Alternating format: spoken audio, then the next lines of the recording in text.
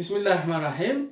Au niveau de la séance précédente, on a vu la remise à l'encaissement, la remise à l'encaissement des effets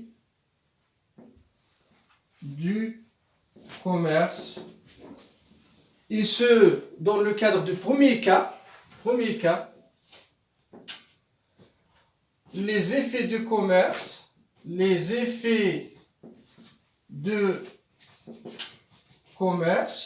sont domiciliés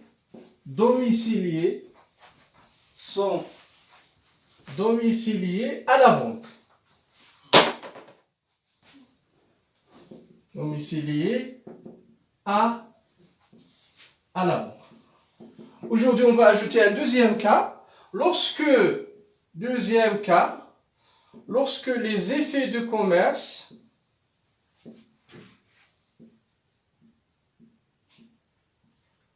ne sont pas domiciliés à la banque. Ne sont pas domiciliés à la banque, c'est-à-dire ils sont encaissés directement auprès du client. Donc, ils sont encaissés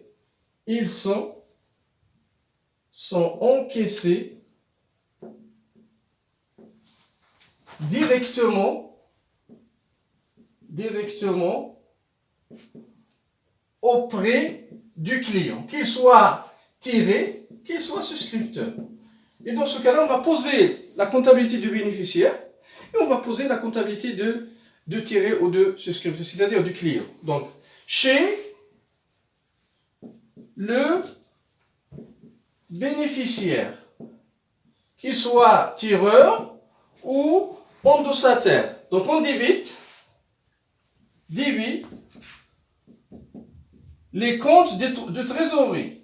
Les comptes de trésorerie et on crédite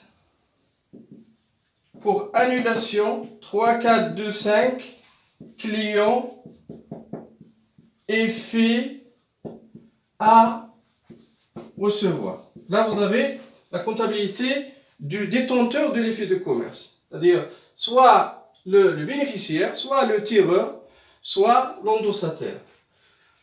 La comptabilité maintenant chez le client. Chez le client, qu'il soit tiré ou souscripteur. Donc on débite pour annulation 4, 4, 15, fournisseur, effet à payer, et on crédite les comptes de trésorerie. Donc là, vous avez la comptabilisation lorsque les effets de commerce ne sont pas domiciliés à la banque, c'est-à-dire ils sont encaissés directement auprès, bien chez le client. Donc là, on a terminé avec le deuxième élément de la circulation des effets de commerce, qui est la remise à l'encaissement. Donc on va passer au dernier élément. Je vais effacer le tableau.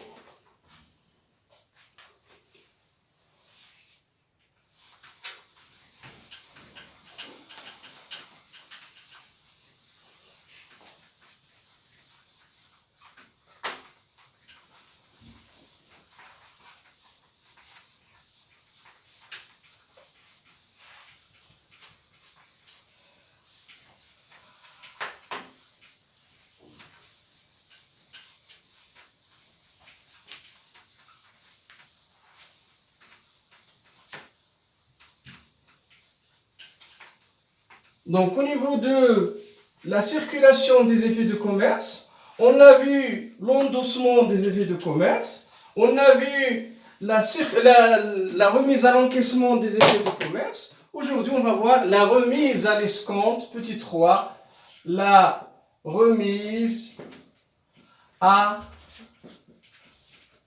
à l'escompte des effets de commerce. La remise à l'escompte des effets de commerce. Donc ce cas-là concerne le bénéficiaire des effets de commerce qui a un problème de trésorerie.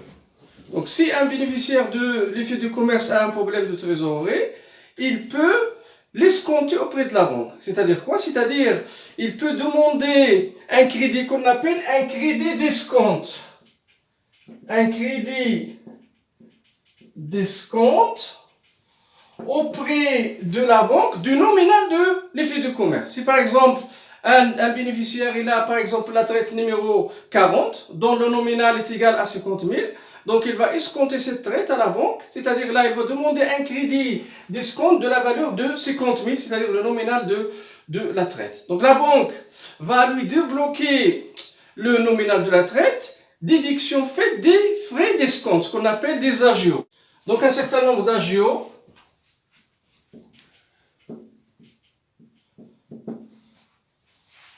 On a, parmi ces agios, vous avez l'intérêt de crédit d'escompte. L'intérêt de crédit d'escompte, on l'appelle aussi l'escompte commercial, c'est une formule de calcul. Donc l'intérêt de crédit d'escompte est égal valeur nominale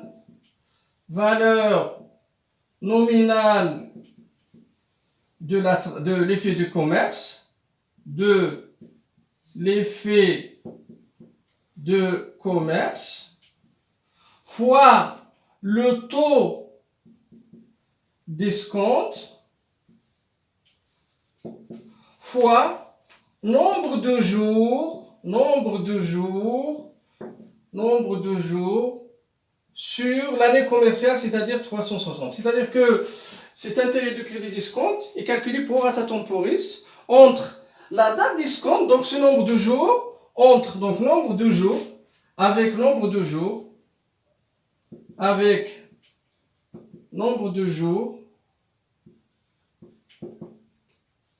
entre la date d'escompte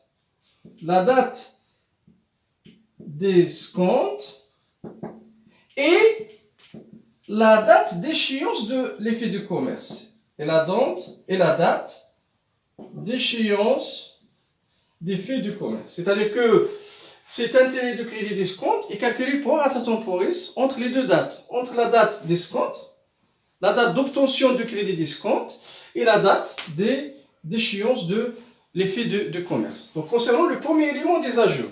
Deuxième élément, la banque va retenir une commission sur ce service, donc commission. Et troisième élément, une TVA au taux de 10% sur l'intérêt de crédit d'escompte, sur l'intérêt plus la commission. C'est-à-dire on va faire la somme de l'intérêt de crédit d'escompte qu'on va calculer, plus la commission détenue prélevée par la banque, et on applique sur cette somme un taux de TVA de 10%. Donc ces trois éléments constituent donc les agios qui seront déduits au moment de l'octroi de ce crédit d'escompte. Donc au niveau de cette séance, on va faire un exemple d'application concernant cette remise à l'escompte. Je vais effacer le tableau.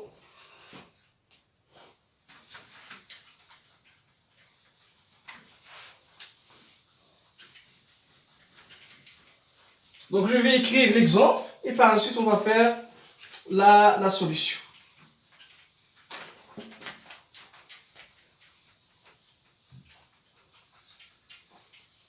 Donc exemple d'application concernant la remise à l'escompte. Exemple.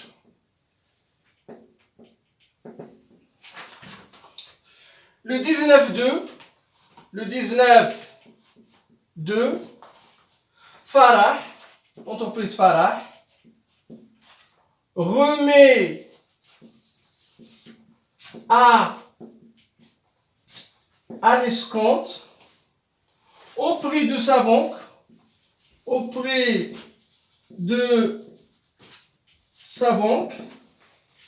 la traite numéro 10, échéancier, c'est-à-dire dans l'échéance, échéancier au 12-4, au 12-4. Donc l'échéance de la traite, c'est le 12-4. Et dans le nominal, dans le nominal, est de 24 000. Donc là, vous mettez entre parenthèses, bordereau de remise à l'escompte. De remise à l'escompte numéro 35. Donc, qu'est-ce qu'on a au niveau de cette première opération? Je vais la relire. Le 19.2, Farah remet à l'escompte auprès de sa banque la traite numéro 10, échéancier au 12-4, dans le nominal de 24 000. Là, vous avez bordereau de remise à l'escompte numéro 30. Donc, cette première opération traduit la demande d'escompte effectuée par l'entreprise. Donc là, l'entreprise effectue une demande d'escompte et n'a pas encore reçu l'avis favorable de la banque. Donc ça concernant la première opération. Deuxième opération, le 23.2. 23.2, elle reçoit, donc là on a la réponse de la banque. Elle reçoit de sa banque le bordereau d'escompte, le bordereau d'escompte numéro 42, dans lequel elle indique, donc la banque indique, donc le 23.2, elle reçoit de sa banque le bordereau d'escompte numéro 42, dans lequel elle indique, d'une part, qu'elle a prélevé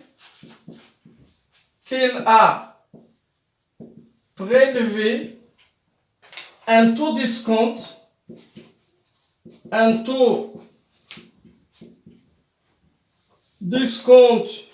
de 14%, virgule, une commission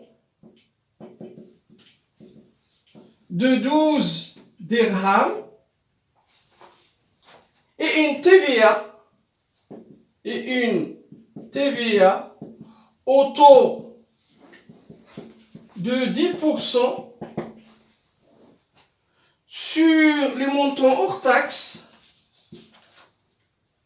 sur les montants hors taxes, hors taxes de l'escompte et de la commission.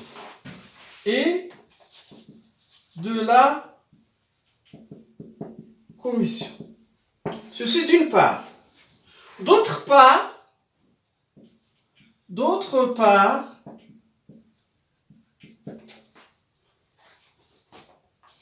qu'elle a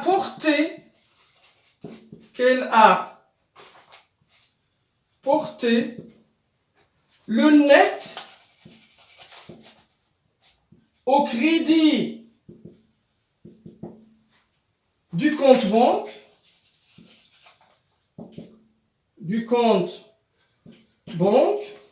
le 22.2. Donc, le 22.2, c'est quoi? C'est la date d'escompte. Le 22.2, c'est la date de l'octroi de crédit d'escompte, ce qu'on appelle la date d'escompte. Puis, une autre opération, le 14.4, elle reçoit, toujours l'entreprise Farah, elle reçoit de sa banque l'avis de crédit numéro 16, dans lequel elle indique elle indique que la traite numéro 10 remise à l'escompte le 19-2,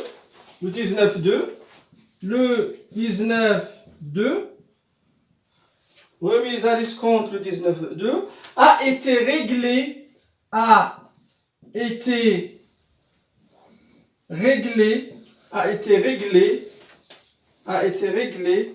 le 12-4.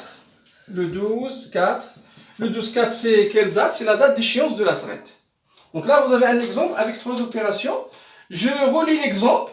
Le 19-2, Farah remet à l'escompte auprès de sa banque la traite numéro 10, échéancier au 12-4, et dans le nominal est de 24 000, bordereau de remise à l'escompte numéro 35.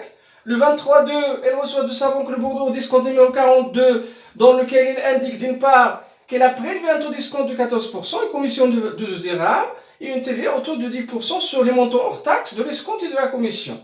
D'autre part, qu'elle a porté le net au crédit du compte banque le 22-2. Et une dernière opération, le 14-4, elle reçoit de sa banque l'avis du crédit numéro 16, dans lequel elle indique que la traite numéro 10, remise à l'escompte le 19-2, a été réglée le 12-4. Donc on va essayer de faire la comptabilisation de ces 3 opérations. Donc je vais effacer le tableau.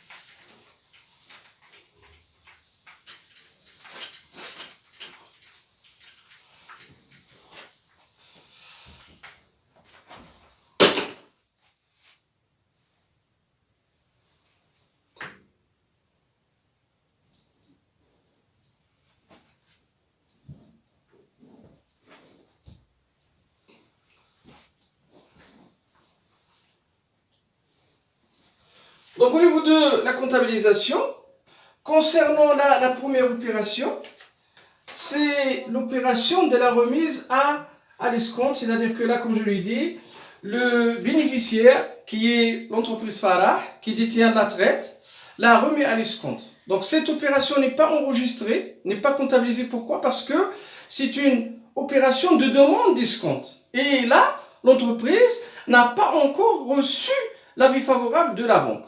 De ce fait, l'opération de 19-2 n'est pas comptabilisée. Donc on va passer directement à la deuxième opération qui est le 23-2. Le 23-2. Donc je vais mentionner à ce niveau-là l'opération du 19-2 n'est pas comptabilisée. Comme je l'ai dit, car c'est juste une demande d'escompte et qui n'a pas encore reçu, ou bien là l'entreprise, le bénéficiaire n'a pas encore reçu l'avis favorable de la banque. Donc concernant l'opération de 23-2, elle reçoit de sa banque le bordereau d'escompte. Donc là vous avez la réponse de la banque, numéro 34, dans lequel elle indique d'une part qu'il a prélevé un taux d'escompte de 14%, une commission de 12 dirhams et une TVA au taux de 10% sur les montants hors taxes de l'escompte et de la commission. D'autre part, qu'elle a porté le net au crédit du compte banque le 22-2. Donc là, on débite la banque, 5-1-4-1. Le montant, on va le déduire par la suite. On débite 6-1-4-7-2. Frais sur effet de commerce. Le compte qu'on a vu la séance précédente. Là, on va enregistrer la commission. Donc la commission, elle est de combien? De 12 dirhams. Puis on débite un autre compte. 6-3-1-1-5. Intérêt bancaire. Et sur opération de financement. intérêt bancaire et sur opération de financement. Au niveau de ce compte, qu'est-ce qu'on doit enregistrer? L'intérêt du crédit discount qu'on va calculer. Donc on va le calculer et on va l'enregistrer au début du compte 63115, intérêt bancaire et sur opération de financement. Donc on l'a dit au niveau du rappel que j'ai donné, intérêt de crédit discount, intérêt de crédit discount, du crédit discount est égal la valeur nominale, VN, valeur nominale de la traite, fois le taux discount, fois nombre de jours sur 360. Donc on va déduire ce nombre de jours, on va calculer ce nombre de jours. On a dit que ce nombre de jours, c'est entre la date d'escompte et la date d'échéance. Donc la date d'escompte est donnée au niveau de l'opération, c'est le 22-2. Le 22-2. Et la date d'échéance est le 12-4. C'est-à-dire on va chercher le nombre de jours. On a dit que là on applique l'année commerciale, c'est-à-dire l'année elle est de 360 jours, c'est-à-dire au niveau de chaque mois on a 30 jours. Donc là vous avez, on va chercher le nombre de jours au niveau du mois 2, le nombre de jours au niveau du mois 3, le nombre de jours au niveau du mois 4. Donc là vous avez le mois 2. Donc là, vous avez le 22-2, la date d'escompte, et le 22, il est inclus. C'est-à-dire que vous avez le 22, le 23, le 24, le 25, le 26, le 27, le 28, le 29, 30. Parce que j'avais dit que on considère l'année commerciale. C'est-à-dire au niveau de chaque mois, on a 30 jours. Donc là, vous avez 9 jours. Au niveau du mois 2, vous avez 9 jours. Mois 3, c'est 30 jours. Au niveau du mois 4, on a le 12-4. Et le 12, il est inclus. Donc le 1 jusqu'à 12, c'est-à-dire 12 jours. Quel est le nombre total de jours? Donc 30 plus 12, 42, plus 9, 51 jours. Donc là, vous avez 51 jours. Parfois, au niveau des exercices, on peut vous ajouter un jour qu'on appelle un jour de banque. C'est lorsque l'opération n'est pas faite en temps réel, c'est-à-dire l'opération de traitement de la demande faite par le bénéficiaire. Donc au niveau de l'exemple, on n'a pas ajouté ce nombre de jours, jours de la banque, donc là on va prendre 51. Donc je reviens à la formule, intérêt de crédit discount,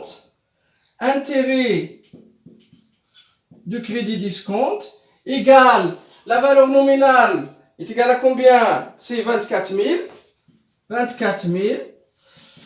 Et vous avez le taux d'escompte, il est donné au niveau de l'opération, c'est-à-dire 14%, 0,14, fois le nombre de jours qu'on a calculé, c'est-à-dire 51 sur 360. Donc je vais utiliser la calculatrice pour calculer ce nombre de jours. Vous avez 24 000 fois 0,14 fois 51 divisé par 360, donc est égal à 476. 476, c'est l'intérêt de crédit d'escompte qu'on va enregistrer au début du compte 63115, intérêt bancaire et sur opération de financement. Donc là, vous avez 476. Et on débite 34552, état TVA récupérable sur les charges. On a dit que c'est au taux de 10% sur la commission plus l'intérêt du crédit discount. C'est-à-dire là vous avez 476 plus 12 égale fois 10% égale à 48,8. 48,8. 8. Et on crédite 5520, 5520, crédit discompte par le nominal de la traite, c'est-à-dire 24 000. Donc, de ces 24 000, on va déduire les frais sur effet de commerce, la commission, on va déduire l'intérêt du crédit discompte et on va déduire la TVA sur ces deux et le reste est porté au début du compte banque, c'est-à-dire là vous avez 24 000 moins 12 moins 476 moins 48,8 donc égal à 23 000. Donc on débite la banque de 23 463,2. 23 463,2. Donc là, on pose le libellé. Donc traite numéro 10, virgule, bordereau discompte, bordereau discompte numéro 42.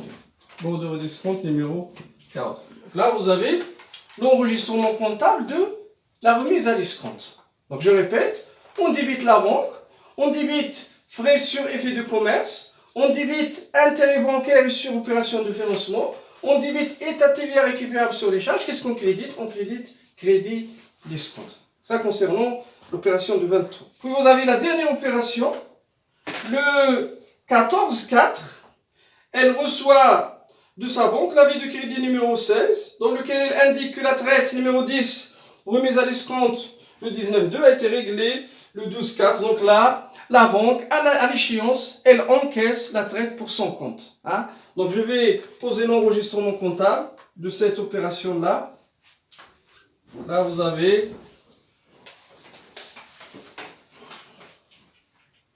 le 14-4.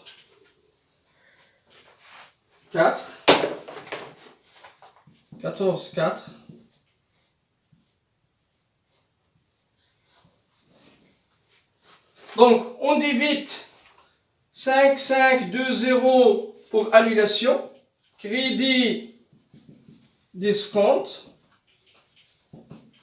pour la valeur de 24 000. Et on crédite pour annulation aussi 3425 client effet à recevoir pour 24 000. Donc là, vous avez comme libellé. Donc traite numéro 10, avis de crédit numéro 16. Là, concernant la comptabilisation de cet exemple d'application. Donc là, on a terminé avec ce point-là de la remise à discompte et ce chapitre-là. La séance prochaine, Inch'Allah, on va traiter les emballages commerciaux. Donc, ça s'arrête à ce niveau-là. Assalamu alaikum wa rahmatullahi wa barakatuh.